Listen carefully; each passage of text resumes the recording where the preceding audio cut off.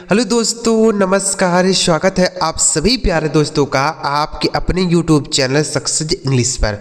प्यारे बच्चों, आज की इस वीडियो में अंग्रेजी में एक बहुत ही बेहतरीन चीज़ आपको सिखाने जा रहा हूं, और अगर आप इसे नहीं सीखेंगे, नहीं समझेंगे, 100% कहता हूं आप अंग्रेजी गलत तरीके से पढ़ेंगे।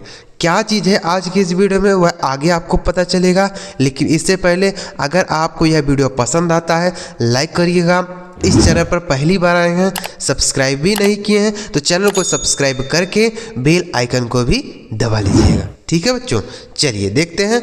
देखिए यहाँ लिखा है बच्चों, अंग्रेजी पढ़ना और लिखना 100% सीखेंगे। ध्यान से देखिए क्या चीज़ मैं आपको सिखाने जा रहा हूँ। देखिए आप यहाँ देखिए बच्चों कि सारे शब्द में EA लिखा हुआ, देख लीजिए आप, EA। ठीक है, तो बच्चों अगर किसी भी शब्द में E और A लिखा होता है तो इसका उच्चारण बच्चों हम बड़ी ई की मात्रा करते हैं। कौन सी मात्रा करेंगे? बड़ी की मात्रा। ठीक है, तो आप कहेंगे सर आप इसमें नया चीज़ हमको क्या सिखा रहे हैं? नया चीज़ अभी आपको मिलेगा, पर ध्यान से देखिए। तो अगर किसी भी शब्द में E और A रहे तो इससे होता है बड़ी ई की मात्रा। जैसे R से हो गया बच्चों र, ठीक है, और इस D से हो गया ड, और EA का उच्चारण अभी हमने आपको सिखाया बड़ी की मात्रा। तो इसे पढ़ा जाता है रीड। क्या पढ़ा जाता है? इसे रीड पढ़ा जाता है। ठीक है, अब आप इसे क्या पढ़ेंगे? देखिए R से हो गया र, R से फिर र हो गया, और EA का उच्चारण बड़ी की मात्रा, इसे रीड पढ़ेंगे? बिल्कुल नहीं, यही गलत उच्चारण है, गलत प्रोनाउंसिएशन है। ठीक है, इसे ऐसे बिल्कुल भी नहीं पढ़ना है। दोनों शब्द देखिए आप कि देखने में एक ही जैसे हैं, बस अंतर इतना है कि यहाँ D की जगह पे R लिख दिया है। ठीक है, लेकिन इन दोनों का उच्चारण बिल्कुल ही अलग होगा। इसको हमने रीड पढ़ दिया, लेकिन इसको हम रीड नहीं पढ़ेंगे। क्यों नहीं पढ़ेंगे समझिए। तो देखिए अगर EA लिखा हो तो इसका उच्चारण होता है बड़ी की मात्रा, ठीक है, लेकिन अगर इसी EA के बाद बच्चों R लिखा हो, क्या लिखा हो मेरे भाई? R, तो इसका उच्चारण जो बच्चों होता है वह होता है EA। क्या हो जाता है? EA हो जाता है। ठीक है, तो इसी R की वजह से इसका उच्चारण क्या हो जाएगा? EA। तो इसे हम क्या पढ़ेंगे? R से हो गया र, EA का उच्चारण EA, और R से र, इसे पढ़ा जाएगा रियर। इसे रीड पढ़ेंगे, इसे रियर पढ़ेंगे। ठीक है, समझ गए ना क्यों पढ़ा जा रहा है? तो यह चीज़ आपको सीखने की ज़रूरत है कि नहीं? अगर कोई भी बच्चा हो और जानता होगा कि EA को हम बड़ी की मात्रा पढ़ेंगे तो इसे रीड पढ़ेगा कि नहीं पढ़ेगा? लेकिन इसे रीड तो पढ़ा ही नहीं जाता है, इसे रियर पढ़ा जाता है। उसी तरीके से बच्चों BEAT, तो B से हो जाएगा ब, EA का उच्चारण बड़ी ई की मात्रा, और T से ट लिखा बीट। ठीक है, इसे बीट पढ़ा जाएगा, लेकिन इसे बीर नहीं पढ़ा जाएगा। क्या पढ़ा जाएगा? B से ब हो गया, EA का उच्चारण यहाँ E हो जाएगा। क्यों? इसी R की वजह से। R से हो गया र, ये लिखा आपका बियर। उसके बाद HEAT, तो H से हो गया बच्चों हा, EA का उच्चारण बड़ी ई की मात्रा, और T से ट लिखा है हीट। यानी जहाँ पर भी R होगा वहाँ E का उच्चारण होगा, और जहाँ R नहीं होगा वहाँ बड़ी की मात्रा होगा। ठीक है, इसे पढ़ा जाएगा हीट। यहाँ पर भी देखिए केवल R का ही अंतर है, लेकिन इसका उच्चारण बिल्कुल अलग है। H से हो गया आपका हा, इस EA का उच्चारण हो गया E, R से र, इसे पढ़ा जाएगा बच्चों हियर। ठीक है, हियर, इसे हीट पढ़ा, इसे हियर। समझ रहे हैं ना? तो अगर EA एक साथ लिखा हो तो उसका उच्चारण बड़ी की मात्रा होगा, लेकिन उसी EA के बगल में R लिख दिया हो तो उस EA का उच्चारण EA हो जाता है। जैसे यहाँ EAT, तो यन से हो गया बच्चों न, इस EA का उच्चारण बड़ी ई की मात्रा, और T से ट लिखा है नीट। NEAT NEET. NEAR, तो इसे क्या पढ़ेंगे? यन से हो गया न, इस EA का उच्चारण हो गया बच्चों E, R से र, यह लिखा है आपका नियर। क्या लिखा मेरे भाई? नियर। ठीक है, FEAT, तो F से हो गया बच्चों फा, EA का उच्चारण बड़ी ई की मात्रा, और T से ट, इसे पढ़ा जाएगा फीट। क्या लिखा जाएगा इसे? फीट।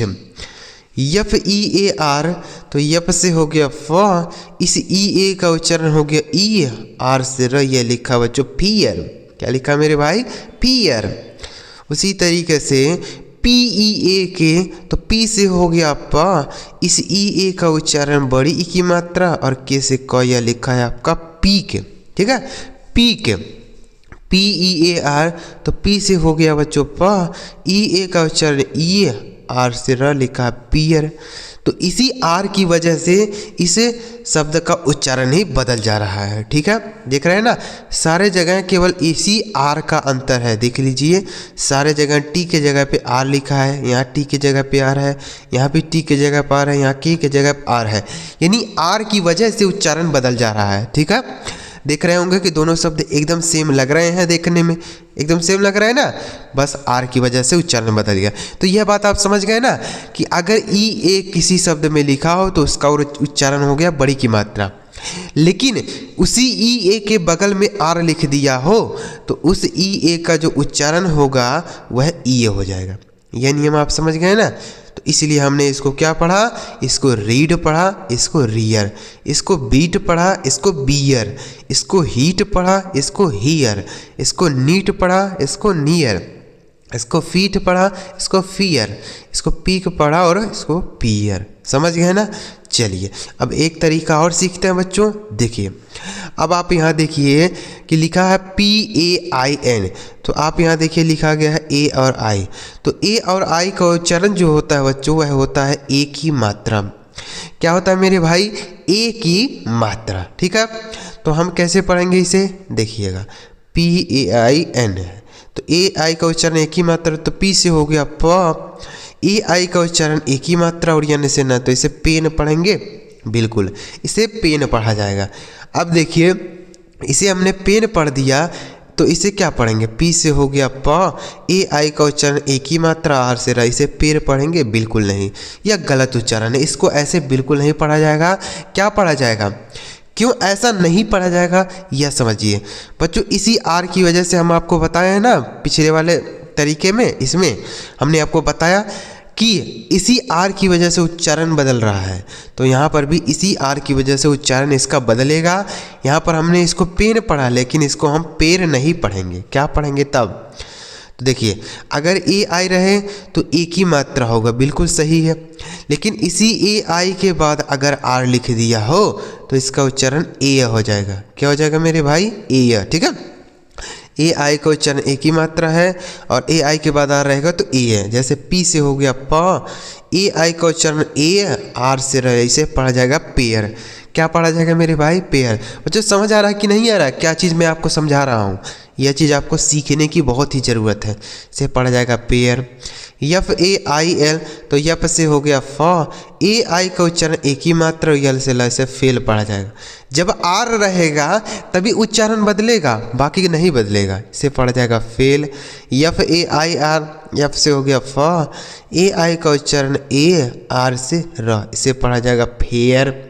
उसके बाद HAIL, तो यच से हो गया ह, AI का उच्चारण एक ही मात्रा और यल से ल, यह लिखा है आपका हेल।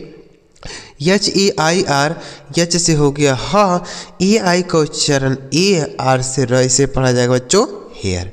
ठीक है, तो अगर AI रहे तो एक ही मात्रा, लेकिन अगर AI के बाद R लिखा हो तो A का उच्चारण, जैसे इसे हमने पेन पढ़ा, इसको पेयर पढ़ा, इसको फेल पढ़ा, इसको फेयर पढ़ा, इसको हेल पढ़ा, इसको हेयर पढ़ा। समझ गए ना, तीनों तरीका, दोनों तरीका। ठीक है, देखिए, तो EA रहे तो बड़ी की मात्रा और EA के बाद आ रहा है तो E है। समझ गया ना। तो उम्मीद कर रहा हूँ आपको यह तरीका समझ आ गया होगा। अगर आपको यह तरीका अच्छा लगा हो तो इस वीडियो को एक लाइक करिए, और ऐसी ही ज़बरदस्त और मज़ेदार वीडियो अगर आप देखना चाहते हैं तो इस चैनल को ज़रूर सब्सक्राइब करिए, क्योंकि ऐसी ही मज़ेदार सी वीडियो आएगी जिससे आप बहुत सारी नई नई चीज़ें सीख पाएंगे और समझ पाएंगे। तो चलिए मिलते हैं प्यारे बच्चों अगली वीडियो में किसी नए टॉपिक के साथ। वीडियो देखने के लिए आपका बहुत बहुत धन्यवाद।